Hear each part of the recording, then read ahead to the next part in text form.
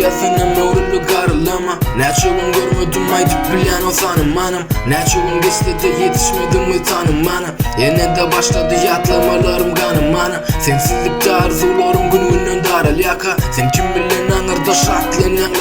la Ol senin son kumu ya da yok günü alıdanım Gönülün yüreğimi sapt etmek eketağım Saradıp yeni de şolun kınkı kalanlara Seni hatta yazmanı eni yediktir kalımlarım Yatlamacak olup benimi ettim garım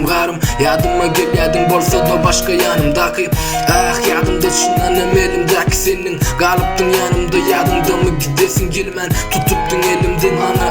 yanyalı ömrüm İkimiz ayrı salıp bilmeyecekti lay bir ömrüm Sen kine bilim ok yönü ben arzulurum kendi Dinlesen bilen bolmak başkalarım gerek derli Kızıklı sorun hem çünkü bu dünya bizden denli Ya da bolup bilersen asla demen ki derlin Bolya bilen diyensin geçenlere garamalı Yadımam burgun beseder geçmişe sarımani Düşüme gire kaça ullu gözden ağlayanı Şol vaktan düşe yadıma uzaktan seninle yanım Sen menki derlerin düşünür çok bolyanlar kendi Ellerini ellerime koyup bırzaklar gürleyedin İlkinci sen ellerinden tutyanıp titreyedin Beyleriz bolup bilyemin emi fikirlenyedim İnni başka ellerde saçların daralyan mı Kergedek çalışılıp duyan mı yürek karalyanın Bilyen sen ehin